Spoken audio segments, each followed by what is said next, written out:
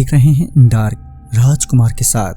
Dark की आज की कहानी में आगे बढ़ने से पहले अगर आपने इस कहानी के पहले 2 भाग नहीं देखे हैं तो देख लें, लिंक नीचे डिस्क्रिप्शन बॉक्स में दिए गए हैं। तो चलिए बढ़ते हैं इस कहानी के अंतिम भाग की ओर। उस मैकेनिक को पीटता देख मुझे अच्छा तो लग रहा था, मगर मैं अभी भी उसी मुसीबत में फंसा हुआ ही था। मैं किसी तरह उठा और वहां से लंगड़ाते हुए भागने लगा। भागते हुए जब मैंने एक नज़र पीछे पलटकर उस मैकेनिक की तरफ देखा तो पाया कि वो मेरी तरफ ही बढ़ा चला आ रहा है, मगर उसका सिर उल्टा हो रखा था। उसे मेरी ओर आते देख मैं और तेज तेज भागने की कोशिश करने लगा, मगर उसने तुरंत ही मुझे फिर से पकड़ लिया। मैं जानता था कि मैं किसी भी तरह इससे अपनी जान नहीं बचा पाऊंगा। वो मैकेनिक अपना एक हाथ मेरी छाती में ऐसे धंसाने लगा मानो वो मेरा कलेजा बाहर निकालना चाहता हो। मैं उस असहनीय दर्द से चीखे जा रहा था कि तभी कुछ लोग वहां पर आ पहुंचे।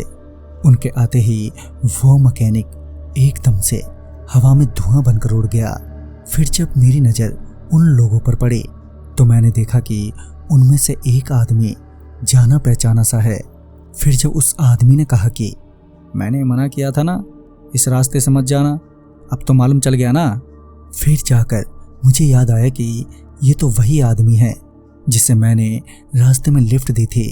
खैर उस वक्त मेरी जान तो बच गई, मगर मेरा बहुत नुकसान हो चुका था। बाद में उसी आदमी ने मुझे बताया कि ये बात बहुत पहले की है। यहाँ के लोकल मैकेनिक महेश और उसका चेला गाड़ियाँ ठीक करने के नाम पर लोगों के साथ बहुत धोखाधड़ी करते थे। ऐसे ही जब एक बार वो गाड़ी वाले को चूना लगा रहे थे तो वो पकड़े गए, मगर वो गाड़ी वाला थोड़ा पहलवान टाइप का था, जिसके चलते बात मारपीट तक बढ़ गई। मगर वो दोनों वहां से भाग निकले और गाड़ी वाला, जिसका नाम जोगिंदर था, वो गुस्से में बहुत तप चुका था और उसने किसी तरह पहले तो उसके चेले को ढूंढा और फिर उसके जरिए से उस मैकेनिक को। बात तब तक इतनी बढ़ चुकी थी कि उस जोगिंदर नाम के बंदे ने उस मैकेनिक को काट कर फेंक दिया।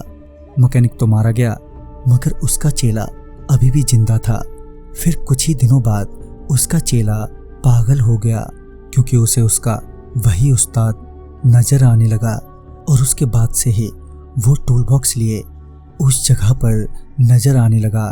फिर अचानक ही उसकी भी एक दिन मौत हो गई और उसके मौत के बाद वो और उसका उस्ताद इस रास्ते पर अक्सर दिखने लगे। कहते हैं कि उसके उस्ताद ने ही उसे जान से मारा था, क्योंकि उसी की वजह से उसकी मौत हुई थी। ये सब सुनने के बाद मुझे ये समझ में आ गया था कि कभी भी कोई आपको ऐसी सलाह दे जो आपको महज अंधविश्वास लगे, उस पर भले ही आप विश्वास ना करें, मगर सतर्क जरूर रहें। क्या पता आप किस अनचाही मुसीबत में पड़ने से बच जाएं। तो दोस्तों इस कहानी में बस इतना ही। तब तक के लिए बाय एंड टेक केयर।